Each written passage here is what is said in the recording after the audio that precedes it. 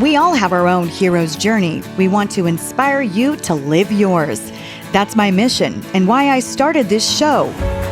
Carey Pena Reports. Hi, everyone. I'm Carey Pena, and thank you so much for being here for a special edition of our podcast, Carey Pena Reports. This is a Transformation Tuesday, so we're going to go longer on this interview because it is just too good. We have too much to talk about. In studio with us today is Neil Balter, the founder of California Closets, author and philanthropist. Neil, thank you so much for being here. Happy to be here for you, Carey. Neil says that he is the luckiest guy in the world who can't catch a break, and your journey is one for the record books. I want to kind of start from the beginning, if we can, and take people through your entrepreneurial success, making tens of millions of dollars, but really fighting some personal battles that could have taken you down. So you founded this California Closet company at the age of 17? Correct. I just had graduated high school. My brother was in university. My parents sat us down, said, where are you going to go to school? And I said, Mom, I'm not going to go to college. She goes, well, what are you going to do? I said, well, I want to be a carpenter. And she paused for a second and she said, you know what, son? There are no Jewish carpenters in this world. There was one, he had better connections than you, and look what happened to him. You need to go to college. Well, I didn't. And about a month after I got out of high school, a friend of mine's father asked me to build some shelves in his closet. And that was the beginning of California Closets. It was over a 38-year overnight success. I mean, you were the person who really launched that industry, right? Correct. Yeah. And no matter did we launch it, and that was partially why it was so successful, is there was no closet business before us. And over the years, even if people didn't want to buy it or for whatever reason, they still would look at it and say, God, that's a good idea. Mm-hmm. They always wanted it. Now, they might not have been able to afford it, but they always wanted it. So fundamentally, it was a brand new business that solved an everyday problem for people. How did you grow that business at such a young age? Well, I got lucky. I had a series of mentors, which really made the difference. And that's why I try to return that today, and I mentor younger kids, is my first partner. I had a partner, and it was my best friend's father. He put up the money and a car to get us started. And he was my partner, not even his son. He was the dad. And helped me for the first couple of years. But then, here's something that happened. I went and took a part-time or a marketing class at a community college at night. Met a professor there. His name was Dave Siegel. Dave invented the convertible sofa. Oh, wow. Okay. So Dave, was super successful, sold the business, started teaching college to keep himself busy. But Dave then took me under his wings for 3-4 years, got me to franchise, and helped me out. From there, I was lucky enough to meet a guy named Bill Levine, and Bill had started a company called Postal Instant Press, which was before Alpha Graphics and all that stuff, but it was huge. They had 1,300 locations and whatnot. He was my mentor. So I've had a series of mentors that have really helped me over the years grow the business and give me direction and keep my energy going in the right way. So in just under a decade, you expanded the company to include more than 100 franchises across 5 continents with annual sales in excess of $66 million. And as I read more about your bio, it said in 1990, just before your 30th birthday, you negotiated a multi-million-dollar sale of the company to Williams-Sonoma. Is that all correct? That is all correct. And, there's a perfect example of me being lucky, right? The first big lucky thing that happened to me, it was back in '84. I was flying on an airplane, sat next to this girl. I started talking to her. Anyway, she was a reporter for the Wall Street Journal. They did a big story on us. Mm-hmm. It changed everything. Yes. Okay, because it gave us credibility. Yes. Okay, so, at this point, I was 22. I'm trying to grow this business doing closets. Right. People look at you like, are you... Now, all of a sudden, the Wall Street Journal came out. Now we got credibility. Yes. Now, what that taught me, too, was the power of PR versus advertising. Mm-hmm. So up until then, we were spending a lot of money on advertising for franchisees. We took all that money, stopped advertising, hired a PR firm. I had done over 300 talk shows. been on every major one, because what had happened is I realized that PR is blessed and advertising is cursed. So we took all that money and grew it in a PR way. And the way we did it is kind of like the local talk shows. They have the cook on, or the gardener comes back every 3 or 4 months. I was the organization guy. Yeah. We'd organize their closets, then we'd do the garages, then we'd do the pantries. So it was an ongoing deal. So really, that was an earlier form of what we now call brand storytelling. Correct. So you were just out there letting people know who you were, and really more an authentic connection to what the whole idea was to go on the shows and be able to give people suggestions that they could do right then and there to make their storage space better. Yes. 10 things to get rid of. You buy something new, get rid of something old. Yes. Or, the silk blouse with the red wine stain. You can't get the stain out. You're not going to wear it to gardening. Give it away. Right. Right. So there's a ton of that stuff that we can help people with. So you were profiled in over, as you said, like hundreds of maybe thousands of media outlets, including Wall Street Journal, as you mentioned, Forbes magazine, People magazine. But really, when Oprah profiled you, things must have went bananas. Well, okay, so the Oprah thing, I met Oprah when she was very small. She was in Washington, D.C., or Baltimore. She had a show called People Are Talking. I was on the show. She wanted to get her closets done after the show, did her closets for her. She moved to Chicago. She called me, and, I became her closet guy. But the month after she went on and on the show saying, I love my closet, makes me feel skinnier and better and blah, blah, blah. Had a record month that month. And so she, being on that show and Good Morning America and all of them, it was definitely successful. But it was an easy story to sell, Carey. Brand new company, doing closets. Parents kicked them out of school, out of their house. Yes. Now they work for them. And who doesn't love some organization? And who doesn't love some organization? So it was quite an easy story to sell. And again, during that time period, it was exciting. We were growing the business. Things were fun. The one good thing about closets, or what we do, is people get excited about it. So your air conditioner breaks and you get a new air conditioner for $3,000, and what do you have? Same thing you had before. Right.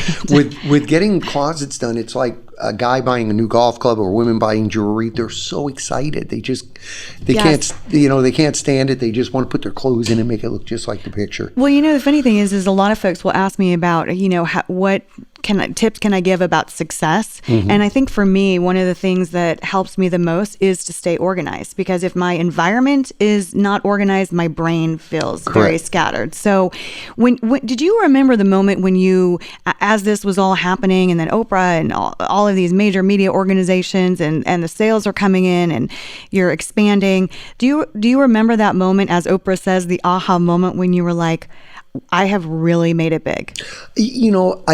I did. Mainly it was when we got ready to sell the company, and I wasn't looking to sell the company. Williams-Sonoma owned a chain called Hold Everything, which were home organizational stores. They own the Pottery Barn and blah, blah, blah. So I wanted to do a marketing agreement with them. And sure enough, a friend of mine knew the chairman. His dad knew the chairman of the board. So he set me up with him. Instead of going to the marketing people and working your way up the channel, I met this guy. We golfed together. Had never heard of California Closets. Kind of pissed me off, quite frankly. We went out to dinner. He asked the table sitting next to us, have you ladies ever heard of California Closets? One of the ladies chimes in, no, heard of them. I bought them. I love them. They're blah, blah, blah, right? Best thing ever. That same night, just met the guy, asked me if I was ever interested in selling the company, right? And it all worked out, but that was the day that I kind of knew I arrived, even if I was going to sell it or not. Yeah. I had something that was valuable. How did having that much money change you? Not at any. Listen, by the time you sell your company, you've already got the house and the boat and the cars. And the true story, after I sold the company, I signed the papers on a Saturday. My dad was with me. We went to the mall. I figured I should buy something. I bought a new pair of shoes. That was my whole, they were Johnson Murphy's. Okay, but I bought a new pair of shoes that really day. Splurged. I splurged big on a pair of shoes. So, as we said off the top, the luckiest guy in the world who can't catch a break. So things seemed to be going along swimmingly. You're making it and you get married, you have a great wife, and life is good. Right. Until it's not. Until it's not. And I tell people that all the time is everything's great until one day it isn't. Mm-hmm. Okay, ask Kobe Bryant. He'll not tell you. Yes. But so, yeah, you're right. I got married. We had kids. Had a boy, twins, boy and girl, bookends.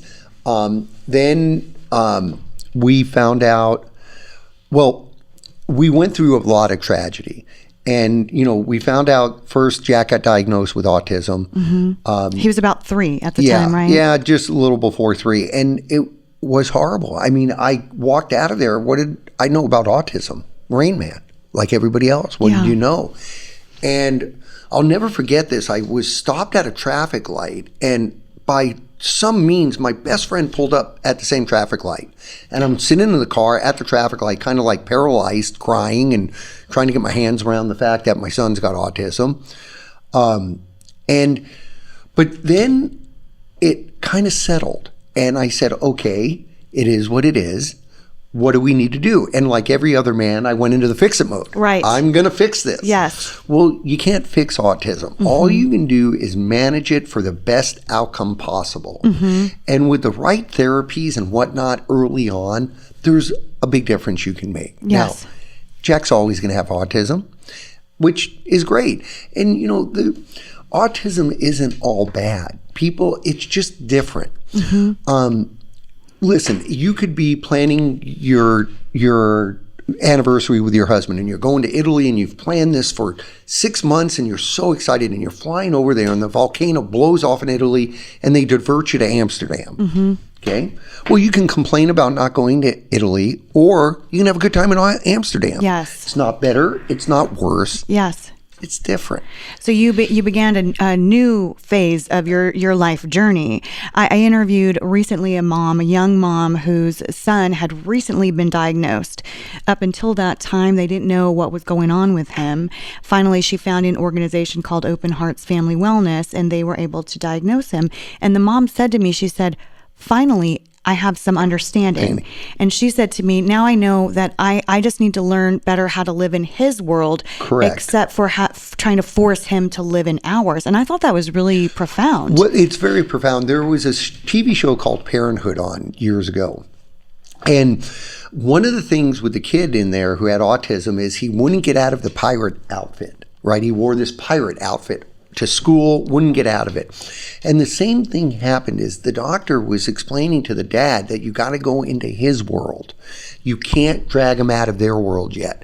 So the final scene of that episode was the dad dressed up as a pirate playing with the kid in the front. So beautiful. Right. It was awesome. In fact, I have something I'm working on called a Daddy Boot Camp where I use that clip because it's very poignant that it explains that you've got to get into their world first. Mm-hmm. See, one of the issues with autism, unlike, say, Down syndrome, if you see a kid with Down syndrome, you look at them, you immediately know they have Down syndrome, and you make accommodations for them because you know their special needs. Yeah. Well, boys and girls with autism, it's not obvious. Mm-hmm. You can't see it. So people are more judgmental because they don't know. Then when you finally tell them, they feel bad and whatnot, which you don't want them to. But you know what I'm saying? Because it's not obvious. Yes. So you've got to be patient. And again, it's a matter of being non-judgmental. In this society, I think one of the problems is we're so judgmental. Yeah. And you never know what another person has gone through until you've walked in their shoes. You might think you do, but you don't. How did that diagnosis and sort of learning to understand your son and fighting for compassion for your son, how did that process change you as a person? Well, it definitely changed me as a person to the point where I got involved. What I always do when something bad happens, I want to take that and turn it into something positive. So my wife and I, we started the Autism Walk. The first year we had, I don't know, maybe 2,000 people there, raised $150,000. Now we get 20,000 people a year and raise close to $1 million. Yeah. And so we've built that in order to build awareness, raise money for support of the parents that can't afford it. Unfortunately, autism is very expensive. Yes. You're talking 40 to 60 hours a week of therapies, and it's expensive. So we want to help the people that need help. Mm-hmm. And really it's helping the kid. everything's about early intervention with autism. So you got to get to them early and heavy. So we started the walk, but more important than the walk is our work with newly diagnosed people. You know, when someone is newly diagnosed, their head's spinning. And to be able just to wrap your arms around them and give them a hug and tell them it's going to be okay, again, you get a feeling from that you can never get from an arm's distance. 100%. I remember I interviewed a veteran, a young veteran once who had been on 3 tours of duty and he lost his leg and he was in Walter Reed in very bad shape. And he told me after he got back and was on his healing journey, he has some very colorful language. I won't repeat all of it here, but there were some F-bombs involved. But he said he got so sick of people coming in and out of his room telling him everything was going to be okay until a veteran who also had lost limbs came in and told him it was going to be okay. And that was a very emotional hearing him say that, because that makes perfect sense. He walked in his shoes. He knows what he's going through. And he saw what was possible through that person's story. And it's the same thing with pretty much everything. You know, with autism, all your friends and family, they're going to say, oh, he's a boy, he's okay and whatnot. Because they don't know how to deal with it and they're trying to be nice. Or with cancer, I mean, every other person will tell you how to cure your cancer. It's hysterical. You know, hang from an African tree and scratch your ass with your left hand. It's going to cure your cancer. And so rather than getting frustrated over the years, I said, you know, that's a really great idea. I'll talk to my doctor about it. Because I don't want to argue with them. I don't want to belittle them. I don't want to say you're nuts. So, I just learned to placate them and tell them what they want to hear. Yeah. Because they do it out of the sense of kindness, but it's also the sense of they're uncomfortable. Right. A lot of people get very uncomfortable and they don't know what to say. They don't know what to say. And there was a therapist I interviewed once, and she is a grief counselor. And what she said was she advises people just sometimes don't say anything. Right. Say, I'm here for you, or something just super simple. You brought up the cancer. Let's talk about your cancer journey, because not only then were you dealing with navigating autism with your son, you had twins, so you also have a daughter who's growing, and you're in fatherhood and running this empire, and then you're diagnosed with cancer, and your cancer was very serious. Yeah, I mean, I got diagnosed out of the clear blue sky with multiple myeloma. When I got diagnosed, the 5-year survival rate was 17%. That was And you were diagnosed what year? July of 13.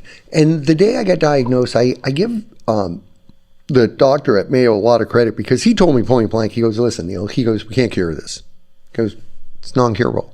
He said, what we can do is we can cut the grass, but we can't get to the root. That was his analogy, right? Because they can keep pounding it down, but it's always going to come back, right? It's like pulling a weed in your yard, right? It's going to come back.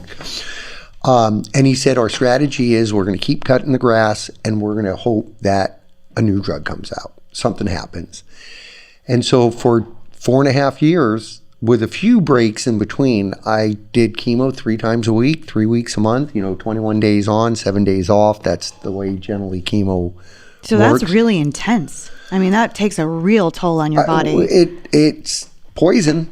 I mean, but it was what it was, and it was keeping me alive at the time. It was your new normal. I had exactly. I had 10-year-old kids at the time. It would have been 2013, 12 or 13, and it was all about the kids. Yeah. So then I did 2 bone marrow transplants, and the bone marrow transplants are actually, way worse than the chemo, because you're a bubble boy in the hospital for 3 weeks, 2 to 3 weeks. Can't leave your room in the hospital. Then you can't leave your house for 3 months. I mean, you're literally under house arrest. Psychologically, how did you deal with that? Again, I never played the poor me card. That wasn't my style. A perfect example was I knew I was going to lose my hair. When you did the bone marrow biopsy or the bone marrow transplant because of the chemo you got. So about 2 weeks before I went into for the transplant, I took the dog and the kids and my wife. We went to a hair salon. I got a purple mohawk. They dyed the dog's ears purple. They put purple streaks in the kid's hair. They put a purple streak in Lynn's hair. My point is through the whole thing, I put lipstick on the pig. It wasn't pretty, but I wasn't gonna I just can never be anything but positive and enthusiastic. I was always nice to the nurses. I always made everybody laugh. I mean, you know, to this day when I go in, they love to see me because, you know, you have to remember, I was going into that place 21 days a month for 4 years. Yeah. Kind of get to know people. Yeah, absolutely. Right. And did you fear at that time that did your mortality, was that on your mind, or do you just kind of walk through day by day? And I accepted it for what it was. For me, it all was about the kids. You know, after they, I got to one point where after the second bone marrow transplant, I relapsed again. You can only do 2, right? You can't do 3. And that's when they told me you got 12 months. So like I said, I sold the current business that I owned. We went to Europe for 3 months. We were going to go around the world for a full year, but because you were told you have a year left to live. Yeah, they said maybe 16 months. And so you packed up your family and you said, we're going to, I wanted to go travel. Yeah, we wanted to go for a whole year, but they wouldn't let me go to like China or Vietnam or those kind of countries. Now I ended up in the hospital in Spain and I was sick, but I didn't care because this was about the kids. It was about making memories for the kids because at that point, it's over with, right? I'm thinking I got, another 6-12 months and I'm done. So I was just always pushing through it because I was trying to make it for the kids, right? So I put all my energy into that. And again, people ask me all the time, Carey, do you feel like you had a new lease on life? Did you have this moment? And I just didn't. I always thought at the end of it, it was going to work out. And I always somehow believed it was going to work out. And so I just didn't put a lot of energy into the negative. I'm just not going to focus on negative stuff. So you didn't wake up as you were traveling and think, okay, this is one less day. Now time is ticking. You just sort of thought you were in the moment with your family, traveling, having a great time. Yes. We were going to do everything and go everywhere and not hesitate. And we had a fantastic time. And then at what point did you encounter, and this is a really incredible part of your story, that you received this life-saving experimental drug. So when I was in Europe with the kids, my doctor at Mayo, Keith Stewart, fantastic guy, he applied for a compassionate use application for a new drug. It was in 1A clinical trial. So clinical trials go 1A, 1B, 2A, 2B, 3A, 3B approved. It was in 1A. But I had nothing to lose. Right? You can pretty much get any drug you want under a compassionate use application when you're at the end of the road. Yeah. No problem. And like I said, that drug, I had 21 treatments over 6 months, cured me. But it's really sad. About 10% of the people on that drug get to where I'm at. 40% of the people get a very good response, which would be a 5 to 15 year remission. The other 50% of the people don't work for it. When did you find out that your body was responding, and are you in full remission? Or? No, I'm not in remission. Cured. Gone. I go in so now. So you went from being told that you had 1 year left to live. Yep. Nothing more could be done, to being fully cured. Yeah. Yeah. I mean, like I said, they saw it right away. The people that it works for, this drug, it's immediate. See, there's a whole new class of drugs coming out for cancer. They're called immunotherapy drugs. They're coming. Now, a good example would be Jimmy Carter. Remember, got lung cancer, went to his brain. He was going to die 6 months later. Yes. He was cured. He got a drug called Keytruda. It's in that family. And so these drugs, when they work unbelievably. So they're coming. You mark my words, in 5 years, chemo, gone. Now, this might be a question that you don't think about things this way, but I still feel like I need to ask it, because at that point, when your life is spared, do you reframe the way that you think about things? Was there more of an urgency for you to get out there? Because you do a lot of philanthropy and you help a lot of people and you're very open to that. Did you feel even more so? Yes, in a way, but not really, because I was fully into it before. See, the philanthropy really changed for me when I realized that when I got close to the people who was helping, I was always a giver. Okay, I always wrote the check. It was so funny. Like my wife used to laugh because I used to go to the bank and I'd get like $200 in 5s and 10s, and I'd leave it in an envelope by the front door. Because whenever a kid comes by or whatever, I would like, no, I don't, whatever you're selling, I don't want, but here's $10, good luck, right? But then again, it started with the autism, with the walk. But then I had two profound things happen to me that changed me from being the check writer to a participator, and really took me over the edge of philanthropy, of wanting to do more. And that's when, in fact, we're going in a couple months, but we started participating in Homes of Hope, which is an organization that builds homes for the poor in Mexico, and you do it over 2 days. The difference is it was the first time I was ever working with the people that were the benefits of the philanthropy. And I saw how what we were going to do was going to change their lives forever. The funny thing about those kind of homes is you would think is getting the people, a roof and real walls and whatnot. But the biggest deal for those people is getting them off dirt. When they live on dirt floors, it screws with the respiratory system, right? Your lungs and whatnot. So getting them on a little concrete pad, they're constantly sick because they're breathing dirt all day. Yes. So, you see how you're helping these kids and how it's going to change their lives. And you get a feeling from that is unbelievable. At the end of it, there's 20 people that build a house. And at the end of it, you all stand in a circle and they pass around a Bible and you say a few things. And then at the end of it, you give the Bible to the people that are owning the house with the key to the house. If you don't get emotional, you got to be dead. I just don't know what to say. That when you go through that, it's just unbelievable, the sense of satisfaction, and you will never get that from writing a check. So that was a very profound moment. And I want to ask you to kind of break this down, because you were saying before we started the show, you said in your eyes, there's 4 sets of people when it comes to giving. And I thought this was really interesting, kind of the way you break that down. Well, yeah, because I've seen it. There's what I call the do-nothing people. And, they're just selfish. They don't get it, whatever. I can't. Or so consumed in their own lives. And, yeah. Then there's what I call the participators. And these are people that are fantastic. They might not be able to write a check, but they pack the lunches, they feed the homeless, they deliver meals to the elderly. They participate. They donate their time. And time is just as valuable as money when it comes to these kind of things. Then there was the check writers. For 25 years, maybe longer, I was a check writer. I don't make any bones about it. I never really participated, but, I can't tell you how many closets we've donated because, charity auctions, everybody wants them. Yeah. So, and then I had these 2 profound things that turned me from a check writer to a participator, which was the Homes of Hope. And then we, instead of giving money to people, homeless people on the street, our kids pack up Ziploc baggies that have a toothpaste, toothbrush, bar soap, granola bowl, and a pair of socks in it.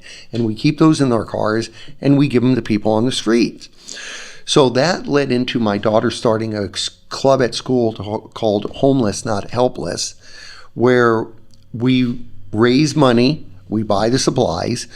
Funny enough, I was at a conference, speaking at a conference, and I'm talking to this guy and I ask him what he does. And he goes, yeah, I own a sock manufacturer. My eyes go wide, right? Donated, a couple thousand pair of socks to us, no problem. But, things like that happen.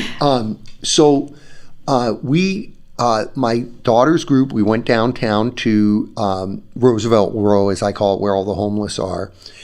And the first time I went down there, I had a vision of what I thought I was going to see, which was basically alcoholic homeless men. That's what I thought I was going to see, who were kind of, mentally ill, angry, scary, and whatnot. So we go down there with the girls and, we stop and buy donuts and sandwiches, but we really got the bags and a bunch of blankets. So we give them all out, and you go down there and it's heartbreaking. No matter, is it not just alcoholics? Yeah, there's a lot of mentally ill down there, but it's families, it's women, it's kids. And forget about them being angry. They're so appreciative that you're there helping. There's no anger there. There's just love and thankfulness, and they look out after one another. You know, I had this lady come up in a shopping cart, living at a shopping cart. I hand her a blanket. She said, I've got blankets. You save it for someone who needs a blanket. I mean, this is a woman living out of a shopping cart. You'd think that they would just take it for the value, to trade it or whatnot. Or a guy comes up and I go to hand him a donut and he says, I have diabetes, I can't eat that. The guy's living on the street, but aware of enough to know that he's diabetic and he shouldn't be eating a donut. So at the end of the day, we were out of everything. And a couple comes up and they had a 7 or 8 year old kid with them. And, you know, they were just, I told them we were out of everything. And again, instead of being angry, they went on to just thank us for coming and helping and providing stuff. So I reach in my pocket. All I've got left is a $50 bill. I hand it to them and they were just so thankful and whatnot. And they walked away and then they came back and they said, you know, the guy comes up and he says, can I talk to you? And I said, yeah. And he came up and he said, you know, Neil, he goes, I just don't think you realize what this does for my family. We haven't been able to get my kid a shower or bath in over a week. And we'll be able to go get a room and get him cleaned up and get him a hot meal. And he said, my wife wants to give you a hug, but she doesn't want you to be scared. You know, she's homeless. And I said, of course not. And she's crying and the kid's crying and I'm crying. And those things affect you more than writing a check. Yeah. And you can tell this happened 5-6 years ago. But yet I can tell that story with the emotion like it happened yesterday because it affected me. It was a profound moment. It was a moment. And Yes. you never forget those moments. And you'll never have that moment sitting behind a desk and writing a check. You know what I find so interesting about your story as it continues to evolve, you were saying earlier to me when we were talking offline that you've given, I'm sure you give a lot of big speeches and keynotes because you're such a success story, but you were saying you really want to go in a different direction with your speaking and focus more on this concept of the luckiest guy in the world who can't catch a break and walking through pain for purpose. So I do want you to give some thoughts. There's this whole culture right now that is this hustle culture, you know, hustle and flow and keep everything going and all these, I love entrepreneurship, but I feel like sometimes people get lost in this culture of hustle, hustle, hustle, and they never stop to think. And what you're talking about is making personal connections, figuring out what you connect to, what brings you joy, what brings you satisfaction. I mean, you have plenty of money, you've made a lot, but what you're saying is it's deeper level stuff that you count as your moments of profound love and gratitude that have changed you. Well, it has. And I, talk from experience because for the bulk of my life, I was a check writer. And I probably didn't get involved really. Well, when Jack got diagnosed with autism, we started to walk and we started doing all of that stuff. And, here, I got to tell you a funny story about autism because it's not all bad. I don't want you to feel bad. That's not why I'm telling you the story. But my mom recently passed away. So the kids were born November 19th. And I brought Jack to see my mom the beginning of November.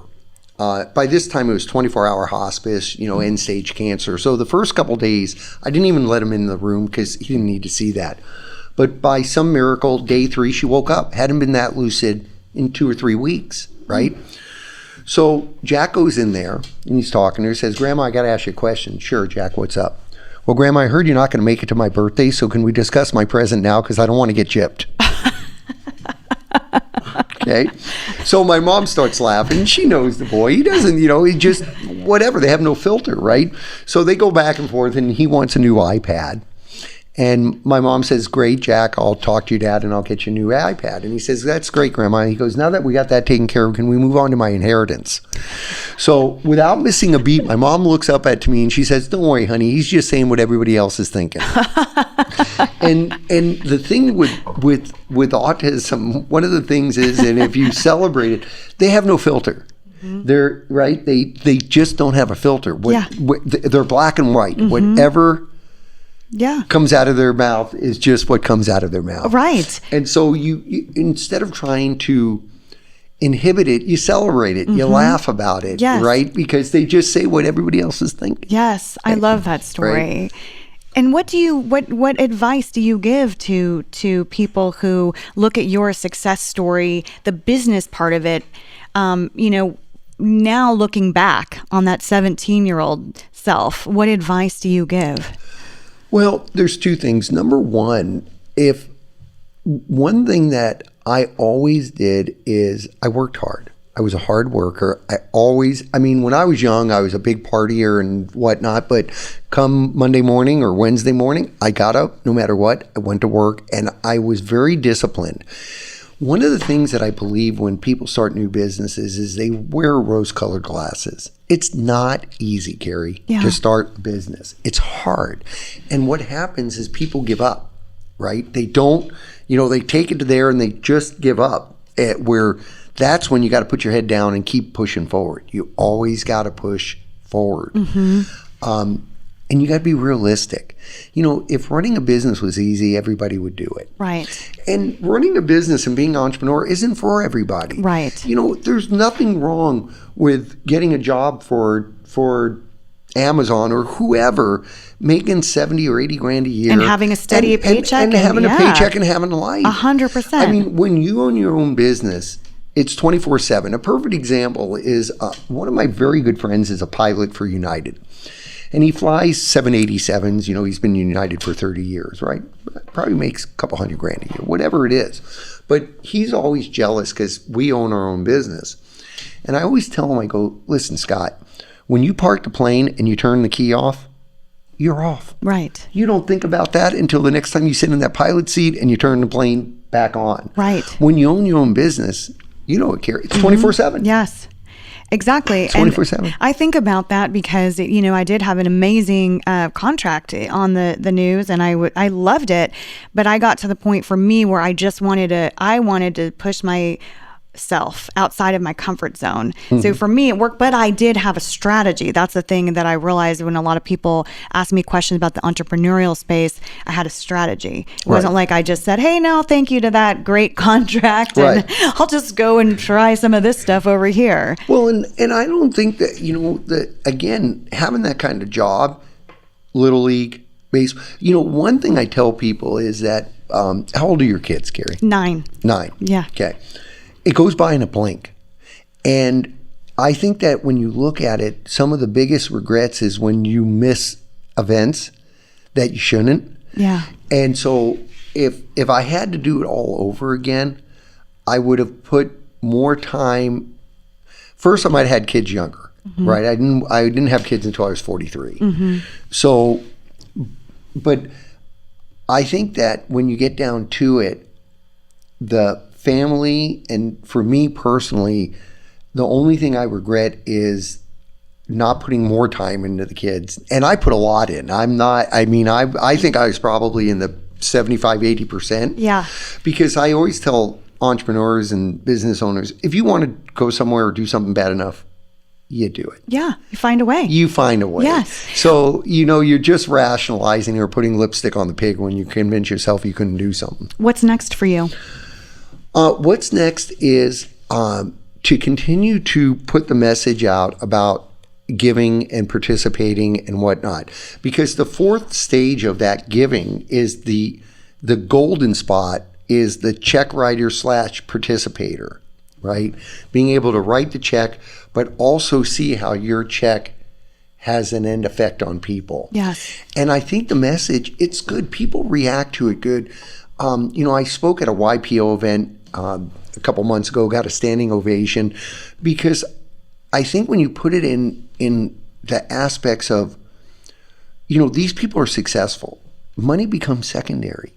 The thing that I have an ongoing debate with a lot of people, I'm a big believer in experiences, not things. I believe life is made up from experiences. When has ever somebody been on their deathbed and said, Carey, remember that couch we bought? That was the most awesome couch in the world. Forget it. People, no. It's remember when the kids graduated. Remember when we did this. So I want people to experience the benefit of giving by participating, not just writing a check. So that's where my energy is. And my wife is the same way. I mean, she is, so much, I don't want to say more compassionate, but she's such a good person. Yeah. And she makes me a better person. And she's the one who somewhat has dragged me there. But I'm willing, you know what I'm saying? That's my message. I mean, I do public speaking. I can speak on business, but I'd rather not. I'll do it, but it doesn't give me energy and satisfaction. Watching someone, they get that look in their eyes that they go, oh, I can do that. Yeah. I can do something. That, it's a trigger, right? And if you can be the catalyst to moving people to doing something, that's as good as it gets. I love that. Right? And when people listen to your story, I mean, there's so many takeaways, but if you had one that you would like people to remember in listening to your story, beginning with the 17-year-old entrepreneur who made it big, crazy success, and everything else, what do you want them to take away? Well, I think the biggest success ingredient for me has just been flat energy, right? I've always been high energy and I never give up and whatnot. Be kind, right? Be kind to people. Yeah. I don't understand it that, okay, so I told you before I was in the hospital, 21 days a month for years, right? Let me tell you, you get a lot more sugar than you do with vinegar. Yeah. And I'd watch the difference between how people reacted, the nurses and the staff, to the idiots that would yell and scream at them compared to the people that were nice to them. Yeah. And it's wash, rinse, repeat. You get more with sugar than vinegar. Yeah. And if people would only realize that, I think they would go a lot further. Support your people. I'm not that smart. I mean, I barely graduated high school. I never said I was the smartest guy in the world, but what did I have? Had a lot of enthusiasm, had a lot of energy, knew to hire people smarter than me, paid them well. You also obviously had an innovative mind. Yeah. You saw what could be. Well, I do, not necessarily with the closets, but more with what I'm doing now, Carey. I see how I can affect people. Yeah. I see how I can move them to get them off of doing nothing to doing something. Again, I don't care if it's autism or epilepsy. I don't care what it is. I raise a lot of money and I work with a lot of companies, and I know that I go into APS and I pitch them on being a sponsor for the walk. I walk out, juvenile diabetes is behind me. Behind them is American Cancer Society. Behind them is Alzheimer's Society. And they're just as passionate about their causes as I am about autism. Right. So what makes the difference? What makes the difference is being unique. Perfect example. Everybody tries to raise money, right? Sponsorship, this and that. We developed a program a couple of years ago where we can get employees to donate unused PTO hours. Mm-hmm. Oh, that's great. Okay, so everybody's got these unused PTO hours sitting in their account. Yeah. They can donate 1 day or 2 days, so they're not actually writing a check, but yet that's a $200 or $300 huge donation. Doesn't Yes. cost the company anything. Yes. They have to accrue for that PTO anyway. It's sitting on their books. So we've tried to come up with some unique ideas to separate ourselves from everybody else out there. Well, just in closing, so I asked you what your takeaway would be, and if you don't mind to indulge me, when I listen to everything and absorb all of these amazing things you're talking about, you strike me as a person, and I'm really big on this, as someone who shows up for people. And that seems very simple, meaning you do what you say you're going to do. Today, we had this podcast scheduled, and you had just flown in from, where were you, Panama? Yeah. I mean, you're tired. You have a lot of energy for someone who but you could have easily blown it off and said rescheduled, and it's simple, but it's not simple. I had one of my basic management philosophies I call Dr. Seuss. We all love Dr. Seuss. One of his big terms is, tell me what you're going to do what you tell me. Yes. That simple. I love that. That simple. And I had my Dr. Seuss quote above my desk with all my employees. Hey, it's that easy. Tell me what you're going to do what you tell me, everything's fine. Yes. I tell you I'm going to be here, I'm going to be here. Right? I really appreciate it. So you just have to, don't make promises you can't keep. Yes. You know, one thing I tell salespeople all the time is a quick no is better than a long maybe. Just tell me what I'm up against. I don't have to like it. Yeah. But I'll deal with it. Yes. Right? So I'd rather tell like if I wanted to do this, Carey, I would have just said no. Mm-hmm. Wouldn't have say I'm going to think about it. Let me get back to you. It would just very simple. Yeah. Right? So I think that what happens is if you're in sales and someone tells you a quick no, you're better off. You go on to the next one. Mm-hmm. If they don't want to hurt your feelings and they tell you maybe, now you got this open-ended thing that you're going to continue to work. I just assume, tell me the truth. Yes. I'm a big boy. That is such great advice. It's been a lifelong thing with me, with the kids, with anybody. It's very simple. Can you tell people where to find out more information about SARC? SARC.com, Southwest Autism Resource and Research Council. They are a wonderful organization, and that's why we've supported them. They bring people in. When we got diagnosed, I told you, I walked out of the office, I didn't know what to do. And the next day, a friend of mine introduced me to Denise. Denise Resnick. Yeah. And from that day forward, they were the ones that wrapped their arms around us and said, it's going to be okay. We're going to be here with you through the whole deal. And they've had such a profound impact on our family. That's why we've supported them so much, because I know that they're going to have the profound impacts on the next ones coming down. And for people listening, because this podcast goes out everywhere, Denise Resnick, she's just a badass businesswoman. Oh, she's awesome. Smart, sharp, also has a son with autism and has advocated for so many families like yours. But that's truly a paying it forward thing. Well, she paid it forward to you. You're paying it forward to so many others. Denise is a force to be reckoned with. You know, she was the founder of SARC. She started first place. People talk a lot.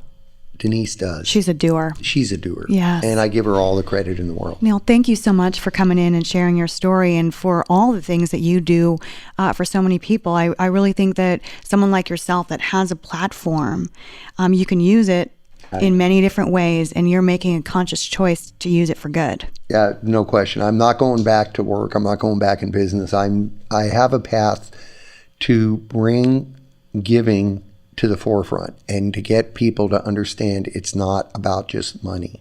It's about time. It's about heart. It's about mind. Be compassionate. Be kind. Thank you so much.